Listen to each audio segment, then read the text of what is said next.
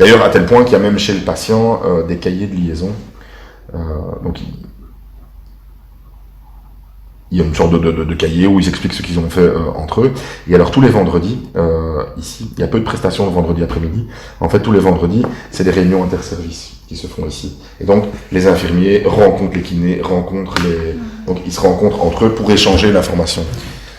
Et donc, ça, c'est l'idée de la coordination. Donc, la coordination, c'est un patient coordonné, c'est un patient multiservice. Donc, il y a une personne qui est responsable, c'est toujours un assistant social, pardon, et lui va articuler les services autour de la personne. Il faut un infirmier, il faut un kiné, il faut le BIP, donc la télévigilance, et on va dire qu'il faut une aide familiale. Donc, il va y avoir un coordinateur, donc il va aller voir le patient et dire « Ok, qu'est-ce qui vous arrive ?» Souvent, c'est pour les nouveaux patients. Prenons le cas. L'entrée des patients, c'est souvent après un accident. Et par accident, j'entends la bonne grosse hospitalisation de bas. La première grosse chute. Donc typiquement, tout va bien, donc il n'y a pas de problème. La personne est tout à fait autonome, et puis glisse dans la salle de bain, colle du fémur, des trucs immobilisants comme ça. Et à un moment, chez les hommes, c'est très souvent le premier indice cardiaque, le premier petit problème cardiaque, le premier petit AVC. Donc tout va bien, c'est trop génial, on s'occupe de ces petits enfants et tout, puis bam, on tombe malade, on fait un séjour à l'hôpital, et c'est en sortant de l'hôpital qu'on se dit « Oh !» En fait, on se rend compte que ça va être compliqué pour se laver, ça va être compliqué pour manger, ça va être compliqué pour... Et donc là, on va mettre en place les soins. Donc la coordination, c'est une assistante sociale qui va aller chez la personne en disant « Bonjour, vous avez besoin de quoi exactement ?» Et si la personne a appelé le call en disant « Oh, il faut des services », c'est souvent les enfants qui appellent ou l'hôpital directement en disant « Il faudra prévoir ». Donc l'AS va aller la rencontrer et c'est elle qui va activer les services en interne chez nous. Mais c'est à double sens, donc à un moment, toutes ces personnes-là vont aussi communiquer entre elles. Parce que l'aide familiale, alors déjà, ça paraît bête, mais ça arrive. Il ne faut pas qu'ils se retrouvent en même temps chez la personne. Le kiné et l'infirmier qui arrivent en même temps, malgré tous les efforts qu'on fait, ça arrive quand même. C'est un peu bête. Mais il faut quand même qu'ils sachent ce qui s'est passé pour qu'il y ait... Parce que faut surtout pas déposséder la personne âgée de son emploi du temps.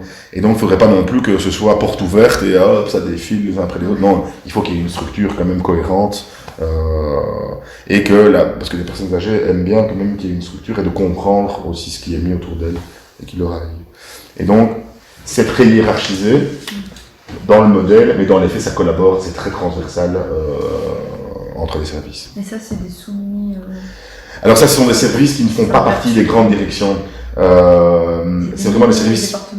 Oui, et il n'y a pas spécialement quelqu'un qui y travaille. C'est vraiment des compétences spécifiques. Par exemple, la com interne, c'est un truc du comité de direction.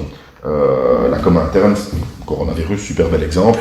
La communication au prestataire, tiens, qu'est-ce qu'il faut faire en cas d'un patient qui a de la fièvre et de pneumonie, le lavage des mains, les choses comme ça. Mais ça ne concerne pas un directeur en particulier, ça concerne l'ensemble de l'entreprise. Et donc, toutes ces petites cases-là, c'est des choses qui appartiennent uniquement au directeur et qui sont gérées ensemble.